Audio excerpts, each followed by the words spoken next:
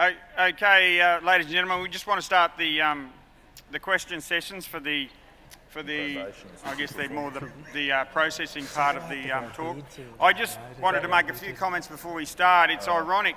Someone made a comment to me at Smoko time. Smoko time. It's ironic that we're at the RNA Echo Grounds talking about genetics, and it's I think it is quite ironic. But anyhow, most of you in here know that we see plenty of big fat bulls, and it was interesting when I saw it was someone had the Alex had the thing up there that the bull had all these things, and it still amazes me that it happens in the industry, and it's probably more in the northern industry than the southern industry. We see these elaborate description of bulls, and that seems to be what they get paid, what people pay for them. The other thing I'd just like to comment is I am mindful I do sit on the task force. I am mindful that this is a we're in Brisbane, and most of you people, any of the producers are from Northern Australia. And I said even at our table, at the moment, and I made the comment because Tom's at our table, that, our main market signal is dollars per hectare. And, and if we listen to our market signal, it's all about productivity. And we don't get paid to grade. We get a few that go to MSA, but we don't get paid that much. Our biggest money earner for us is increasing fertility, and so that's always been my bugbear. So that's the market signal we get all the time. We don't get the MSA stuff, so it'll be interesting to see what questions we've got for the producers, but that's just my take on it. So any questions?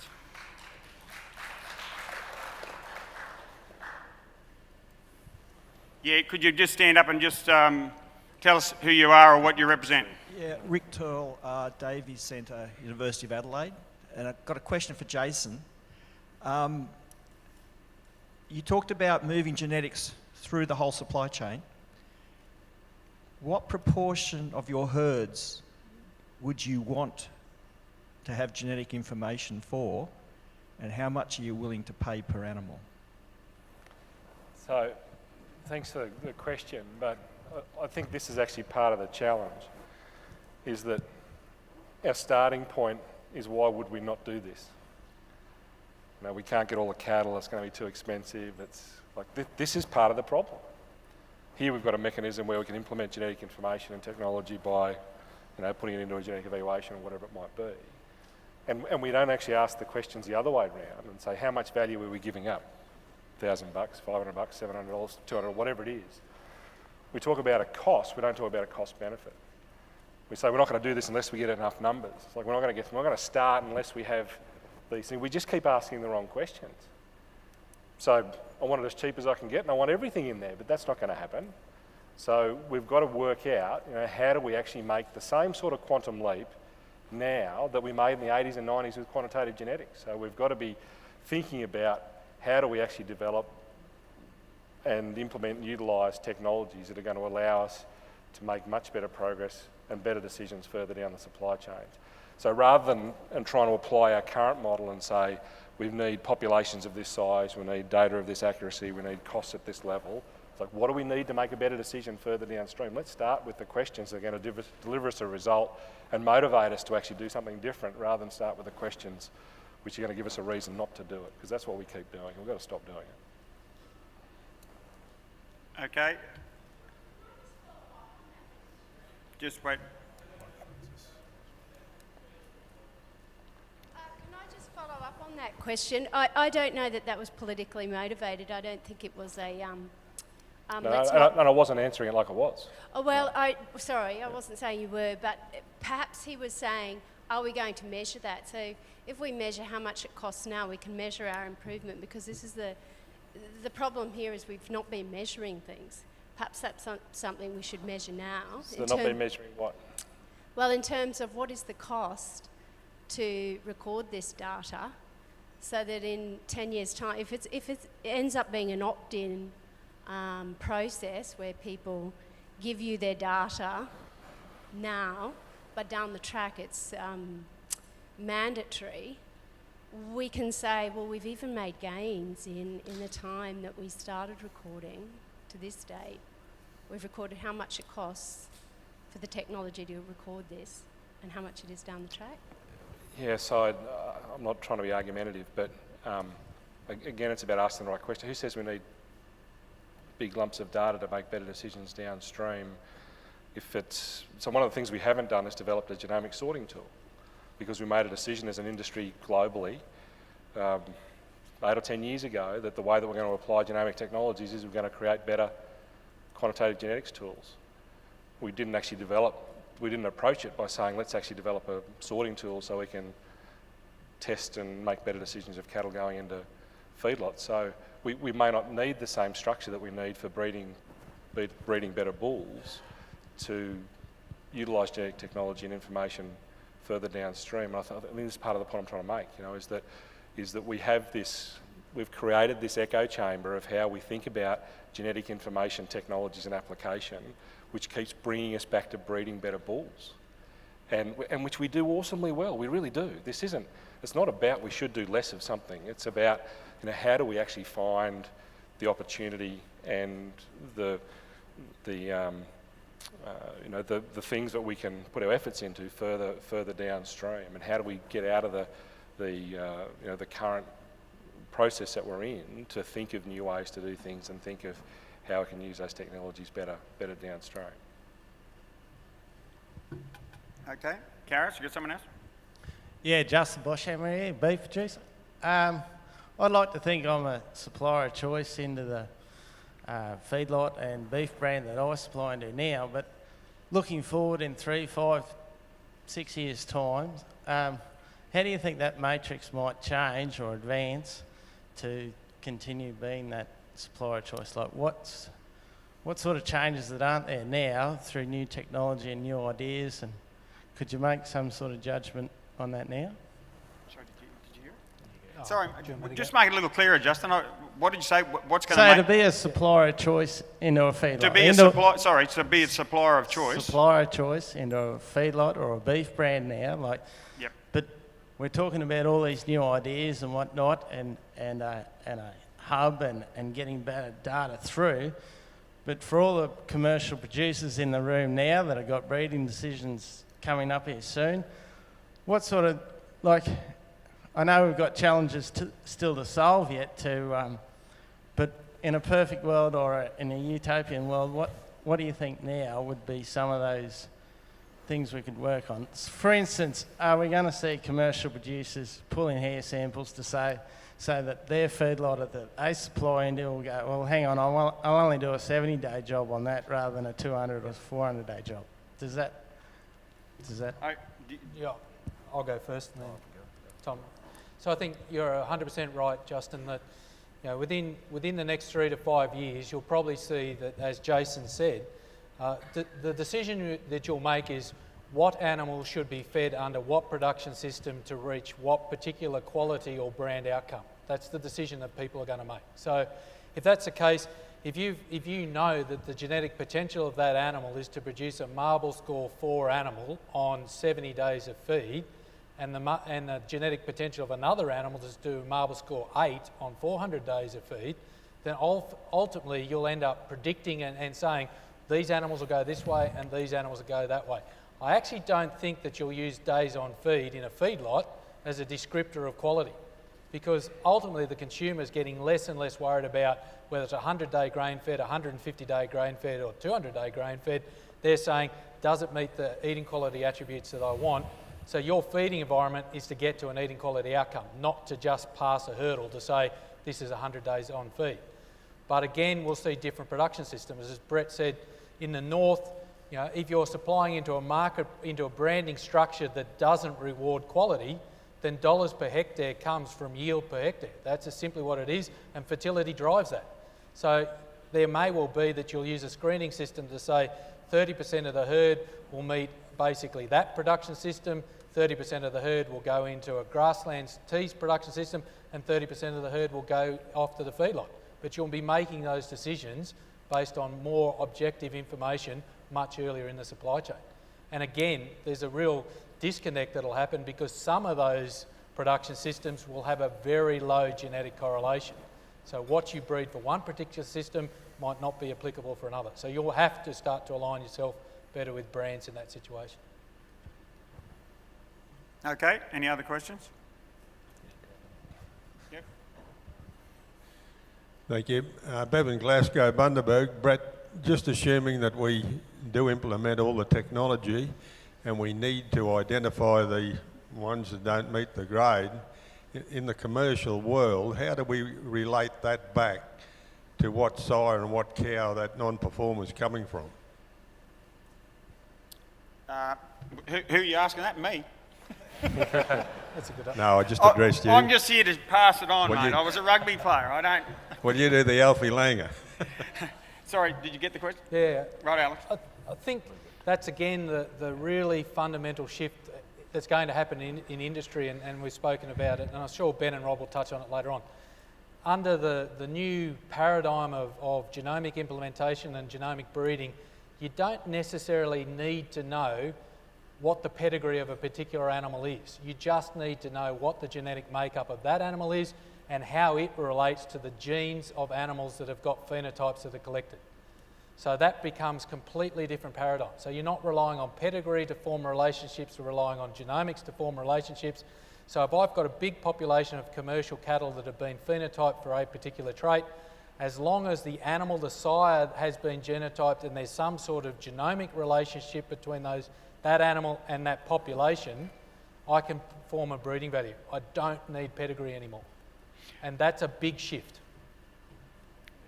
That is certainly the case, and I'll just use an example here. I buy a fair few cattle from up north, and one of the guys I was with, he's in charge of a breeding program. They have like 3,000 or 4,000 heifers, and he wanted to just go through and pluck tail hair to do to see what was PP polled. And I said to him, I said, you know, you now can just pluck tail hairs and find out which are the best. He might only want to keep 1,000 as breeders out of that herd, and you can now do that. So you know, it's pretty powerful what we can do, and that's the sort of thing we'll see. Yeah, Jason. So part of the answer to that is it'll depend.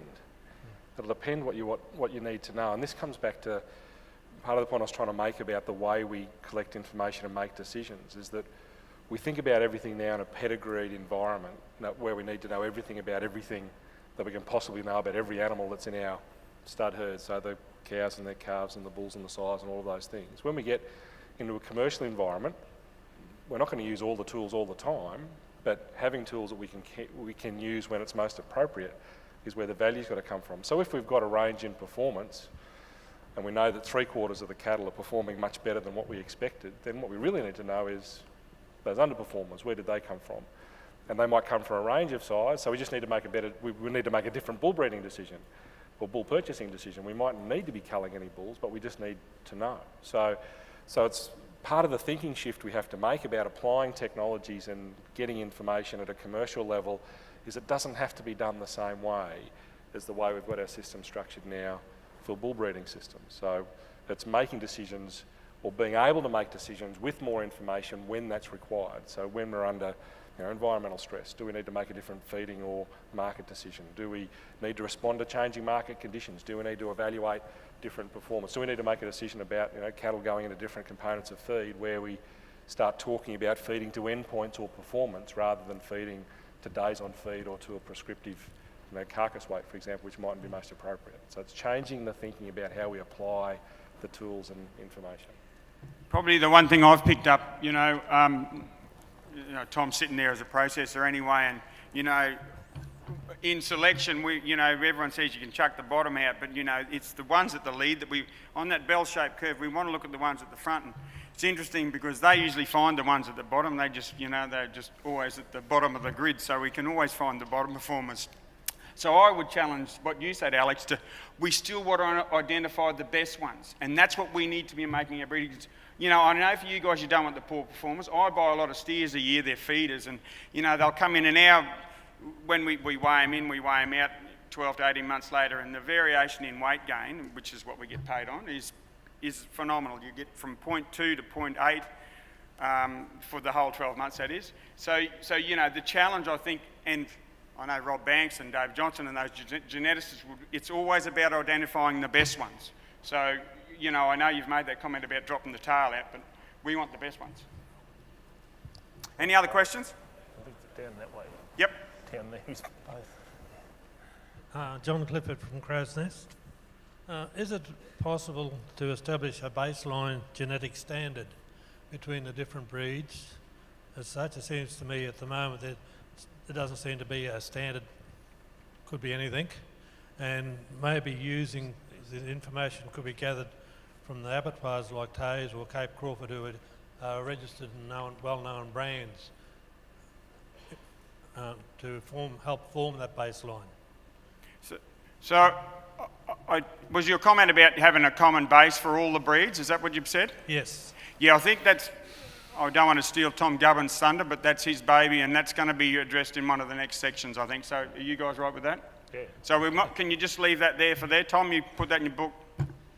Any other questions? There's one over here. Great result. John Hall's my name. I'm at the bottom of this conical heap. I'd like to ask a question to the man from Tees. If in this new system I sell direct to the works and I'm paid on how will I compare your prices to what's offering in the sale yard? How will I compare your price to the next processor down the road or up the road? That's the first question. The second one is, what's your changes envisaged in the feedlot? And I think that gentleman over there is asking the same question, not what's a feedlotter going to do. I don't care what he's doing. If I sell to a feedlot, what sort of information am I going to get? Am I going to get a premium if 100 days later they're marbled and so on and so on? So, to answer the first part of the question, all these new machines that have been built, is working with industry to make sure that they're all calibrated or measured against the same standards, so you can go between processes and be absolutely sure the answers are comparable. Across to the sale yard, you're really measuring something different, right? So it's very difficult to compare an outcome you get in a sale yard to what you're getting across the grid, because from a grid we're going there to buy a particular article. I'll try and answer that question about feedlots before, I think, and we might just get out of the thought that we want everyone to be an MSA producer as well. We have a huge beef market around the world in manufacturing beef, right? And I know we keep talking about yield and quality, but just for a lot of us in the room, there's going to be a trade-off there that we're going to have to work out with everybody over time. Give you the information to work out, given the country you have and rainfall, climate, etc. It may be that a lot of us are going to just target a manufacturing market, but what we're talking about here is to do that really well, get more kilos into that manufacturing market. That's what we get paid for, and to send that signal.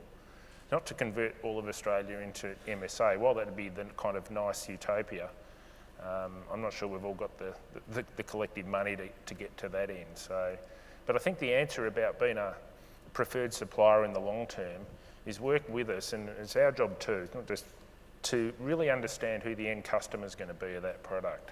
So if it is McDonald's in that case of the manufacturing meat, they've got requirements as well. I really understand that.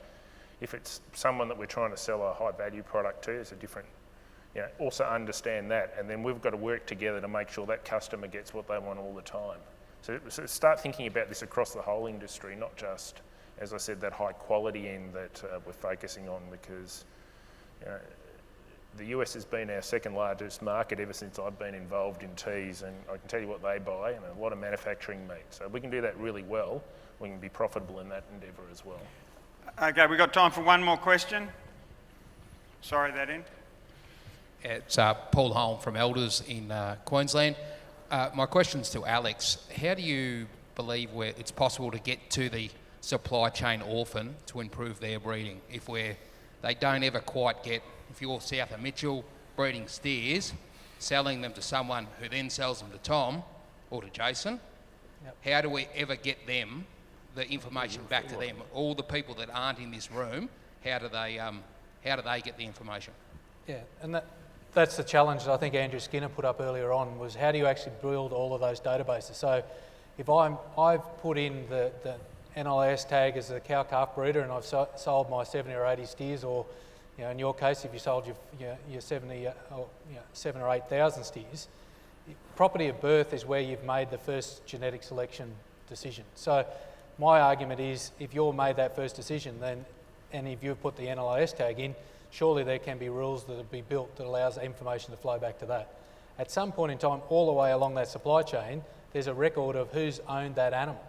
So if you've owned that animal at some point in time and there's a value proposition of sharing data, then obviously that's a good point to start. And I know, you know, in the case of teas and a couple of other supply chains, they're all looking at ways of doing that because, you know, at the moment, the cow-calf breeder and the store lamb producer in the south is exactly the orphan because you don't get any information. You go back onto that and you don't get information through. And yet you're the one who's making the first genetic selection decision. So if we get that wrong there, and this is what Tom said earlier on, if you don't value the data and if you don't value that you're giving the data to someone else that gives a better decision for you, how are we going to make progress going forward? So if you can't see that there's a value proposition in the person who's making the original genetic selection decision to have a better decision, then the whole of industry's got the model completely wrong. So that's where I think pressure on MLA and Andrew and other people to get that system right. Because that, as I said, that virtual red meat hub is the only way we're going to do that type of structure. Thanks, Alex. And I'm certainly agree with you that communication's the very important point there. Interesting, you know, the only communication I give back to the cow-calf breeders that I buy feeders off is, especially if I'm processing them, if there's more than 20% I've got to dehorn or cut, I let them know loud and clear. But we certainly give back to the people we buy, we give them back the weight gains the steers do. But I think it's all about communication, and I think that will be the underlying thing today. But can we just thank the speakers, and you can all go for lunch. Thank you.